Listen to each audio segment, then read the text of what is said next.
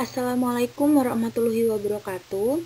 Saya perwakilan dari kelompok 8 ingin menjelaskan tentang neurotoksik. Kelompok 8 beranggotakan 7 orang, yaitu Farah Malika Zumala, Inisa Yunareka, Ulfa Wikardianti, Muhammad Arifuddin, Nindi Triani Muktiari, Sri Wahyu Absari, dan saya Anissa Janatu Nafiah. Isi. Yang pertama ada sejarah toksikologi, yang kedua ada definisi dan tujuan toksikologi, yang ketiga ada toksikologi industri, yang keempat istilah-istilah dalam lingkup toksikologi, yang kelima toksikologi sistem saraf, yang keenam neurotoksik, yang ketujuh klasifikasi bahan-bahan neurotoksik, kedelapan gejala neurotoksik, 9 faktor-faktor yang berhubungan dengan gejala neurotoksik, 10 efek neurotoksik pada manusia. Sejarah toksikologi. Dalam perkembangan toksikologi memiliki 3 tokoh utama sebagai pendiri ilmuwan. Yang pertama, Paracelsus, berdiri pada 1493 sampai 1541. Pernyataan yang ditemukan oleh Paracelsus adalah dosis adalah racun. Beliau juga mengemukakan bahwa semua zat adalah racun. Tidak ada yang bukan racun, namun dosis yang tepatlah yang membedakan racun dari obat. Yang kedua, Ramzani,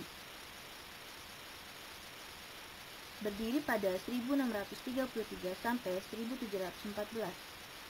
Bernardino Ramazzini dikenal sebagai tokoh toksikologi di tempat kerja. Beliau mempelajari dan mengembangkan bidang toksikologi di tempat kerja. Beliau juga mengemukakan adanya bahaya di bidang pertambangan, kimia, metalurgi, dan farmasi. Oleh karena itu, Ramazzini dikenal dunia sebagai bapak toksikologi industri. Yang ketiga, Orfila, berdiri pada 1787 sampai 1853. Seorang toksikologi abad ke-19 bernama Matteo Joseph Bonaventura Orfila dikenal sebagai tokoh pribadi toksikologi modern karena jasa-jasanya mengembangkan ilmu toksikologi sesuai dengan kemajuan zaman dan toksikologi pada masanya. Definisi dan tujuan toksikologi. Definisi toksikologi. Toksikologi berasal dari bahasa toksik atau kata toksik yang berarti racun dan logos yang berarti ilmu. Dengan demikian, toksikologi diartikan sebagai ringkas ilmu tentang racun.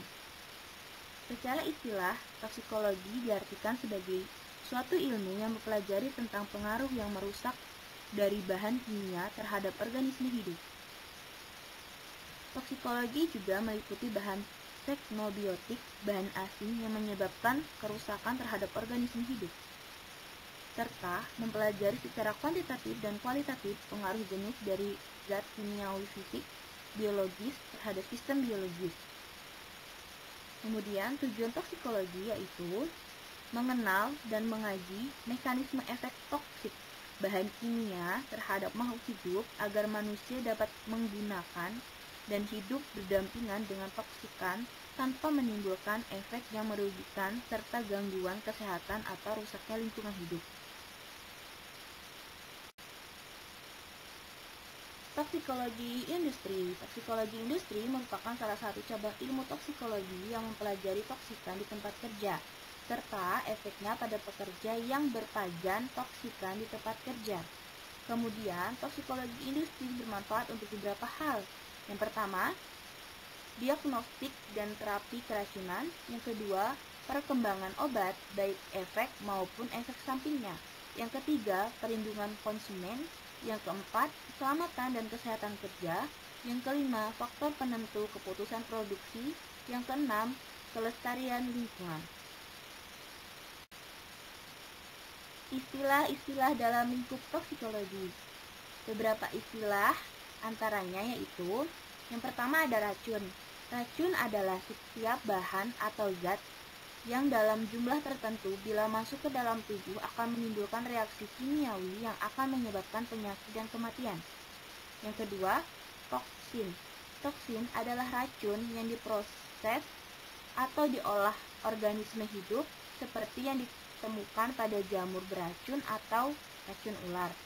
Kemudian, yang nomor 3 ada venom atau bisa. Secara sederhana, sebagai bahan kimia yang diproduksi secara biologis yang mengubah fungsi normal organisme lainnya. Yang keempat, toksikan. Toksikan adalah produk buatan manusia, produk buatan yang dipaparkan ke lingkungan karena aktivitas manusia. Contohnya seperti produk limbah industri dan pestisida. Yang kelima ada toksoid. Toksoid adalah toksin tidak aktif atau dilemahkan. Dengan kata lain, toksin beracun. Toksoid tidak lagi beracun tetapi masih sebagai imunogenik, sebagai toksin dari mana ia berasal. Yang keenam atau yang terakhir yaitu xenobiotik. Xenobiotik berasal dari bahasa Yunani xenos yang artinya asing. Xenobiotik adalah zat asing yang berasal dari alami, tidak terdapat dalam tubuh manusia. Contoh, obat buatan, seperti obat-obatan, insektisida, dan zat kimia.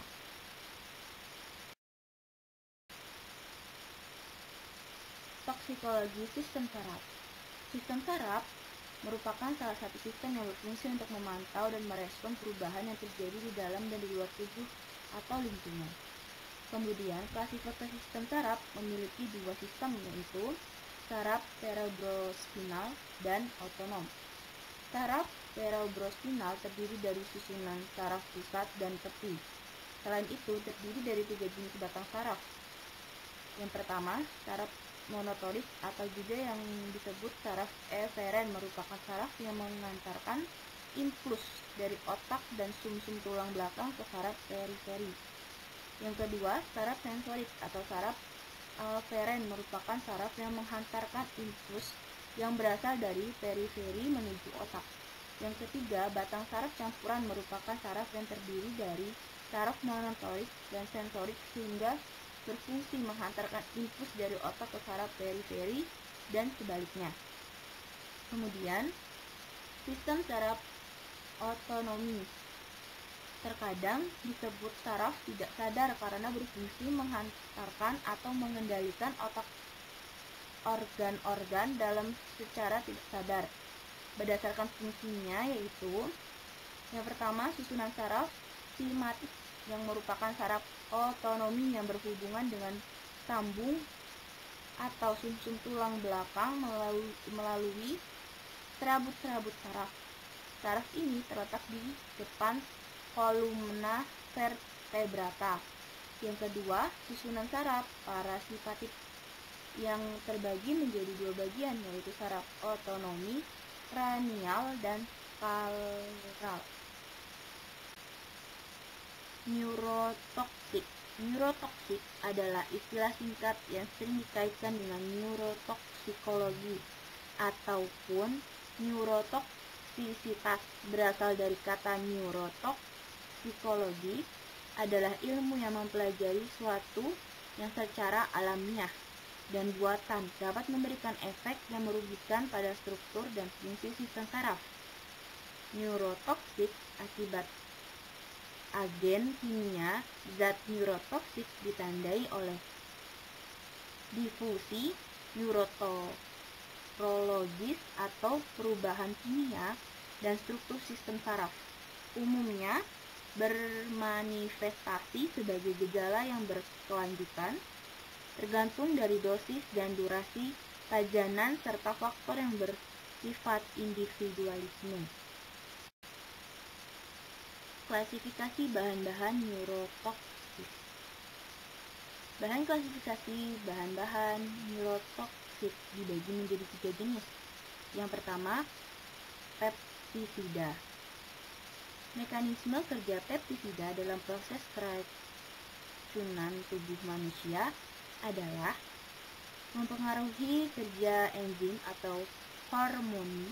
Dengan proses kerja enzim dan harmoni adalah protein kompleks yang membentuk aktivator dan kofaktor berupa vitamin. Racun dalam bahan pestisida yang masuk ke dalam tubuh manusia dapat menonaktifkan aktivator sehingga hal ini menimbulkan enzim atau harmoni tidak dapat bekerja non-aktif. Kemudian dapat merusak zat jaringan. Bahan dari pestisida dapat merusak jaringan dan menghasilkan histamino dan serotonin. Kedua komponen tersebut dapat menimbulkan terjadinya reaksi alergi seperti gatal-gatal dan mual. Lalu, fungsi detoksifikasi hati, hepat. Setelah bahan dari pestisida memasuki tubuh, akan mengalami proses detoksifikasi oleh fungsi hati. Kedua, pelarut organik. Efek dari keracunan akibat pelarut organik bersifat akut dan kronik. Keracunan akut dapat mengganggu tingkat konsentrasi dan dapat bersifat depresi susunan saraf. Beberapa pelarut organik yang dapat menyebabkan gangguan neurologi adalah aseton, benene, karbon tetrahydrolase. Yang ketiga, logam berat. Logam berat itu merupakan bahan sifat padatan yang dapat menimbulkan efek gangguan terhadap kesehatan manusia. Efek toksik dari logam berat maupun menghalangi zat enzim sehingga dapat mengganggu metabolisme tubuh. Gejala neurotoksik. Menurut WHO 1986 dalam Sinar Mata 2018 menyebutkan gejala-gejala gangguan saraf akibat zat toksik adalah 1. Rasa lelah yang berlebihan setelah bekerja dan ketika bangun. 2. Sering mengantuk saat siang hari. 3. Sering terbangun pada malam hari. 4. Mimpi buruk. 5. Demensia atau sulit mengingat. 6. Kehilangan ide. 7. Sulit berkonsentrasi. 8. Merasa tertekan atau stres. 9. Saci mudah berubah. 10. Sakit kepala dan vertigo. 11. Jantung berdebar-debar. 12. Berkeringat berlebihan. 13. Tremor dan mati rasa pada jari-jari. Faktor-faktor yang berhubungan dengan gejala neurotoksik. Yang pertama, yaitu ada usia. Usia adalah faktor penting karena adanya beberapa penyakit yang menyerang pada usia tertentu. Bertambahnya usia dapat meningkatkan kemungkinan terjadinya gangguan kesehatan. Yang kedua, lama terpajan. Timbulnya gejala neurotoksik pada pekerja pengecat dapat sangat tergantung pada lamanya pajanan serta dosis pajanan yang diterima. Maksimal pekerja terpapar pelarut organik pajanan tinggi 4 jam selama sehari. Ketiga, masa kerja, yang merupakan faktor yang mempengaruhi kejadian neurotoksik pada pekerja. Masa kerja penting diketahui untuk melihat lamanya seseorang telah terpajan dengan sumber penyakit yang dapat mengakibatkan kejadian neurotoksik. Yang keempat, gangguan alat pelindung pernafasan. Alat pelindung diri adalah salah satu faktor penting karena sebagai salah satu alat untuk mengurangi resiko kecelakaan kerja dan terkena penyakit akibat kerja. Alat pelindung pernafasan terdiri dari banyak jenis, salah satunya masker. Efek neurotoksik pada manusia.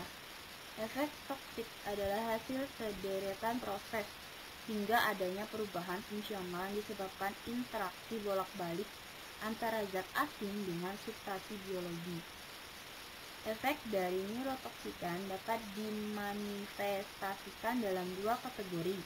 Yang pertama, encephalopathy dan neuropathy perifer.